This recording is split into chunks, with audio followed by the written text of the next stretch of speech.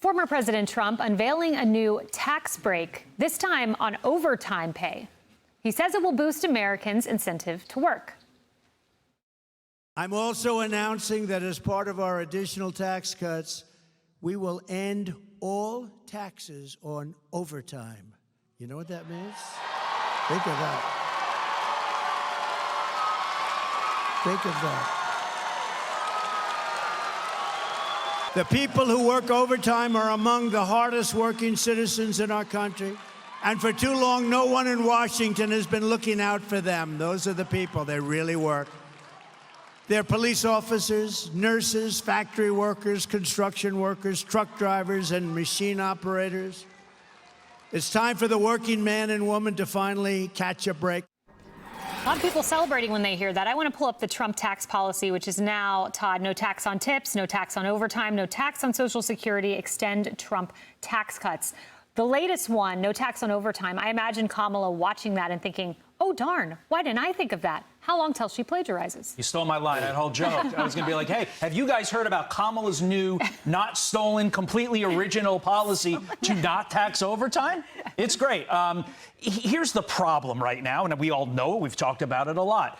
She talks in platitudes like, I am going to be the president for the middle class, and then never fills it in with one specific.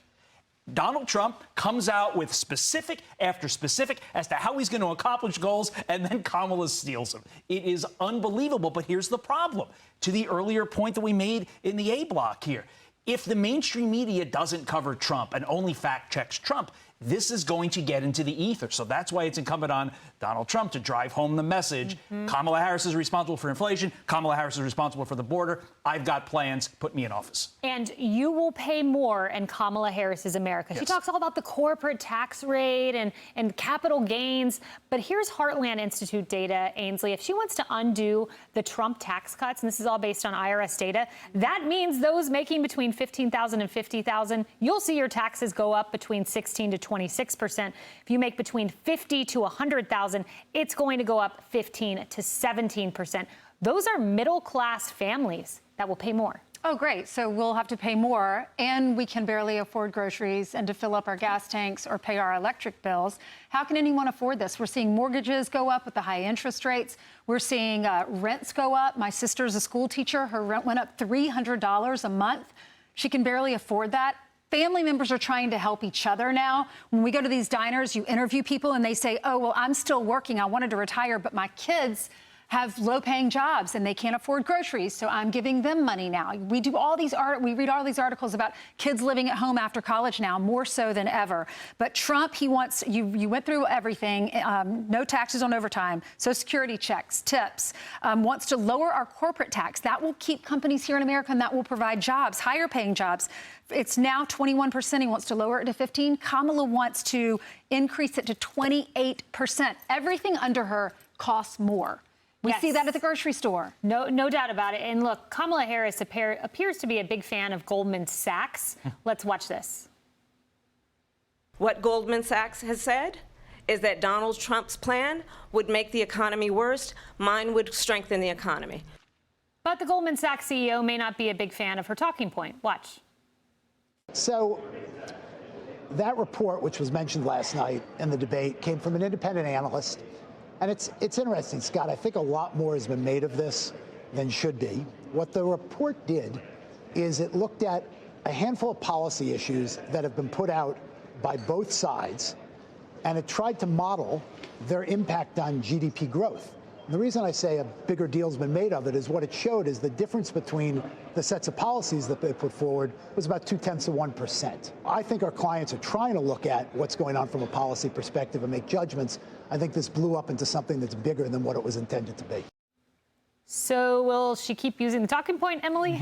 I'm sure she will. I love also that she mentioned Wharton, and then President Trump was like, yeah, I went there. So to someone who couldn't pass the bar on the first time, as you know, I always love to throw that in. I'll say this. I really appreciate your anecdotes so much because I know that we all have them. My good family friend who was a Marine Corps officer and then went on to be an executive at a company, worked a full career, retired, and then is driving an Uber. Because the whole point is Americans can't make ends meet. And I point this out because the contrast of President Trump, who is a business owner, who understands what it's like to work in the private sector, contrasted by Vice President Harris, who has never worked in the private sector. We have paid her salary her whole professional career, and she is telling us what it would look like to lift up small businesses. The majority of small businesses closed under her watch in COVID, the majority of whom were owned by women and women of color.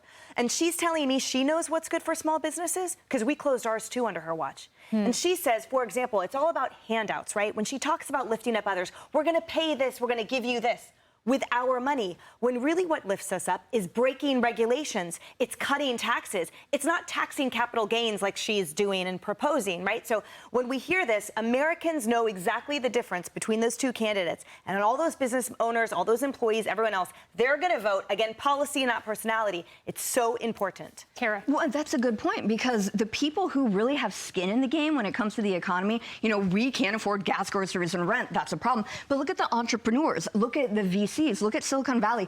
Elon Musk coming out in favor of Trump. You have David Sachs coming out in favor of Trump. You even have Mark Zuckerberg saying nice things about Trump, too. So to me, it's the guys who stand to lose so much in this economy know that Kamala Harris is really vibes and brat, just not enough, right? Not Yes, enough. and then voters will have a choice between vibes and paychecks. So we'll see what choice they make. Hey everyone, I'm Emily Campagno. Catch me and my co-hosts Harris Faulkner and Kaylee McEnany on Outnumbered every weekday at 12 p.m. Eastern, or set your DVR.